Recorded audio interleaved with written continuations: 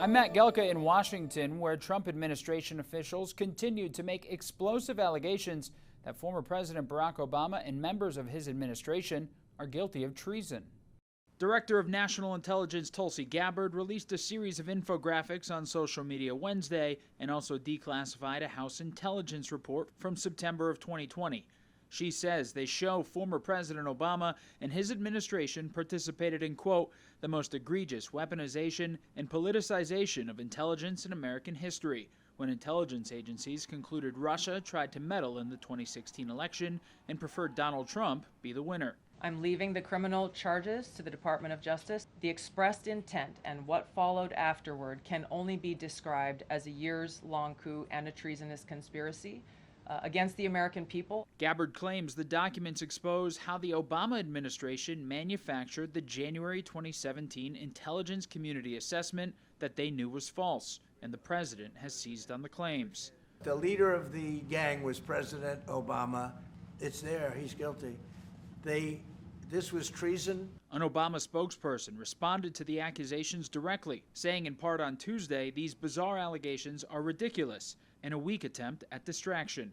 The House report concludes that some of the work of the intelligence community was rushed, and the assessment that Russian President Vladimir Putin preferred Trump win didn't meet the standard of other findings by using unreliable intelligence. It also said that directives from then-President Obama were unusual. The House report, however, agreed with most of the intelligence findings, including that Russia attempted cyber influence operations heading into the 2016 election, Putin wanted to undermine faith in the elections, and also had compromising information on then-candidate Hillary Clinton, but held back on releasing it. The Senate Intelligence Committee released its own bipartisan report in 2020 affirming that Russia tried to meddle in the 2016 election. Current Secretary of State Marco Rubio, then a Florida Republican senator, was on that committee. Reporting in Washington, I'm Matt Gelka. The nation's capital. This is the National News Desk, America's News Now. Thank you for joining us tonight. I'm Dee Dee Gatton, and we begin with the Trump administration on the defensive as they continue to assert the narrative that the Obama administration manufactured evidence of Russian interference in the 2016 election. Let's go straight to Ryan Smith at the live desk for a deep dive. Ryan? More revelations announced today surrounding declassified documents alleging the U.S. Intelligence Committee at that time did not have any direct information that proved Russia meddled in that election to tip the scales for Donald Trump. Tulsi Gabbard, Director of National Intelligence, saying they have, quote, irrefutable evidence that proves President Obama and his national security team directed the creation of and pushed an intelligence community assessment that they knew was false. Listen.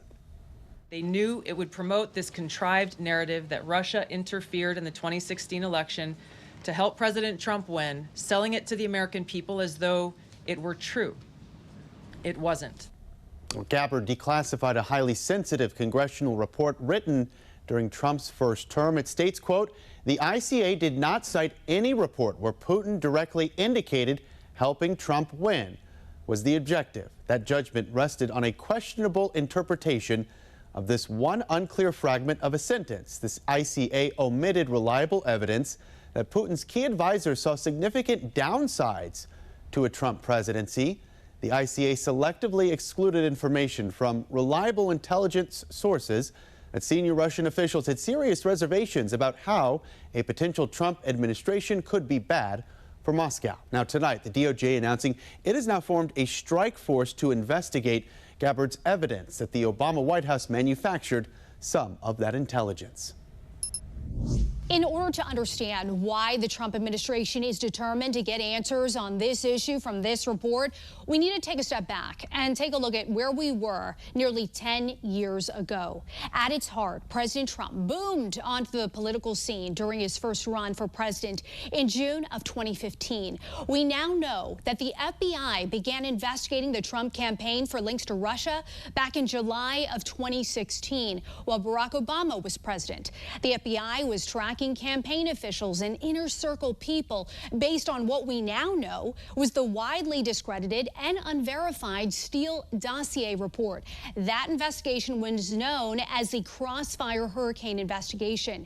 Several members of Trump's inner circle and future administration were caught up in it and faced legal prosecution. In September of 2016, word of unverified Russian attempts to interfere in our elections became public, meaning that information was likely leaked to the public. 1 month later, in October, that means 1 month before the U.S. election, those claims were publicly confirmed by intelligence agencies. And despite all of that, on November 8th, 2016, President Trump was elected to the White House by the American people. And that's where this week's reports from DNI Tulsi Gabbard comes into focus. Now, between November and up until 2 weeks before President Trump's first inauguration in January of 2017, top Obama officials continued to meet behind closed doors and dig into potential Russian interference. On January 6, 2017, the DNI put out its report on Russia interference 2 weeks before Trump was sworn into office. This is known as an ICA. Now, the intelligence community was led by folks like CIA Director John Brennan, DNI James Clapper, FBI Director James Comey, NSA Susan Rice, and AG Loretta Lynch, all Obama-era officials. This week, we now know all of those Intelligence Committee members all testified between the years of 2017 to 2018 that they had no, quote, empirical evidence of Trump-Russia collusion. So the question the Trump administration is asking is, why? As Ryan mentioned, today's declassified House intelligence report from 2020 states that back in January of 2017, the intelligence community did not have any direct information that Russian President Vladimir Putin wanted to help elect Donald Trump during the 2016 presidential election, publishing potentially biased or implausible intelligence suggesting otherwise. Any day now, federal officials could release new declassified intelligence reports they say show a coordinated plan and years-long coup at the highest level of government to create and manufacture false intelligence that President Trump colluded with Russia during the 2016 election. This morning, there are also reports the FBI's role was to spread that narrative even before its actual controversial investigation. Joining us this morning to discuss is the former head of the Chicago PD and 23-year veteran of the FBI as special agent in charge, Jody Weiss. Jody, I want to get right into it. There's a lot to talk about here. There is speculation that one of the pieces of evidence to be released is what officials say is John Brennan's own notes from a meeting back in 2016 where he reportedly briefed President Obama, James Comey, former Attorney General Loretta Lynch, and James Clapper on a plan from a Clinton campaign advisor to, quote, vilify Donald Trump by stirring up a scandal claiming interference by the Russian security service. What's your reaction to this? And by the way, this is the first time that I've actually heard former Attorney General Loretta Lynch involved in any of this at all. Yeah, that's quite an interesting piece of evidence that might come forward, Janet. Think about it. You've got the head of the CIA briefing the President of the United States, the Attorney General, the head of the ODNI, about a plan hatched by the Clinton campaign to dirty up, to vilify President Trump. And then, lo and behold, 6 months later or so, there's these allegations that came forward showing that this plan was hatched with this fabricated information that came forward, this false intel report, for the sole purpose of undermining the President of the United States. So think about that. Was that actually the genesis of where this came to be? What I like about this is it aligns pretty closely with the allegations that came forward a few weeks ago. And I think it can go a long way to show that this was done knowingly and overcome that intent aspect that you have to prove out a criminal case. So this could be a pretty critical piece of evidence if it comes to light. I see what you're saying, because if it happened in July of 2016 is supposedly when that meeting allegedly happened, right? So you're saying anything from that point forward, they already had information about this. What I found interesting, too, was that a month prior was the big tarmac meeting between then Attorney General Loretta Lynch and former President Bill Clinton. Remember that? It was this big 20-minute meeting. There was a lot of talk about it. What's your thoughts in regards to that? Well, it just seems very coincidental that that takes place. And I don't believe they're talking about golf. And then a month later, this comes forward. So maybe that's when we should realize maybe it didn't look like Hillary Clinton was going to win the election like everybody thought at that time. And this had to be almost like an insurance policy, if you would, that to put some like vilify the president. In your experience with the FBI, how do you see this thing moving forward? I'm pretty excited about this strike force approach. I mean, I think that's a great way to go at it. They're going to have a group of people looking for the legal grounds, if there is any, for prosecutory action. I wish the Attorney General would have announced a time period, like let's say we've got 90 days to look at everything. I'd like to know the composition, but Jan, think back. The special counsels that we've used in the past, pretty unremarkable conclusion and results. So I like that it's going to be this strike force to look at something fast, look at it deep, and then come up with a conclusion and where they're going to go forward much quicker than a special counsel. Who do you see as having the most criminal liability in this? Well, I think Brennan definitely for sure has the greatest vulnerability. You think about it, he testified in furtherance of this intelligence community assessment in May of 23. So he's clearly within the statute of limitations. I think Jim Comey has a lot of exposure. I think James Clapper does. I mean, Clapper actually said he's going to lawyer up. And I know a lot of people are talking about President Obama. I don't see him being charged based upon the Supreme Court decision, but he will, or at least should be held for judgment in the court of public opinion if the mainstream media would ever report this. I've been shocked at the silence. But the one point I would make, Jan, is while I'd love to see everybody involved in this, that it can be proven that they committed a crime, go to jail, almost of equal importance, we have to find out exactly what happened and make sure we put safeguards in place that this can never happen again. This undermines our country, and for a democratic republic, the people have to believe in its government. And right now, that's in jeopardy. All right. Retired FBI agent Jody Weiss, we appreciate you joining us this morning to discuss. Thank you, Jan. I'm Matt Gelka in Washington, where a new unclassified document looks to further tie former presidential candidate Hillary Clinton to questionable intelligence about Russian interference in the 2016 election.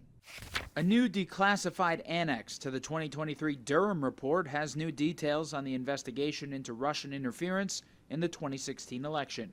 The report contains previously unseen correspondence that then-candidate Hillary Clinton approved a plan to smear Donald Trump by magnifying the scandal tied to the intrusion by the Russian special services. But I think it's evidence of the great depth that the deep state will go to cover up weaponization that was going on in the FBI and the executive branch of government generally under the Obama administration. Other parts of the annex show part of the plan was meant to distract from Clinton's own email scandal.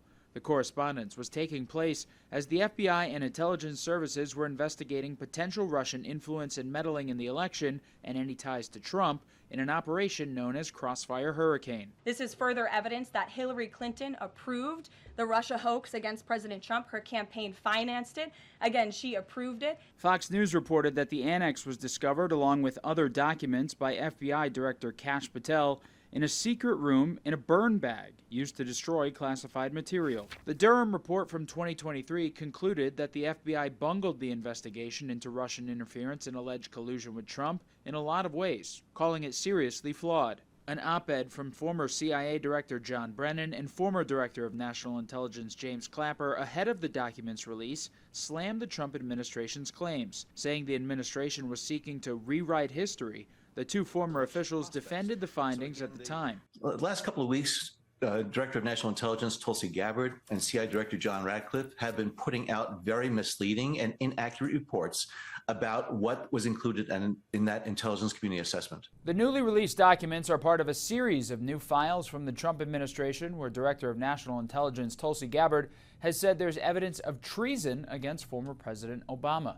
alleging the former president and allies manufactured intelligence to stop Trump from getting elected by trying to tie him to Russia. Reporting in Washington, I'm Matt Gelka.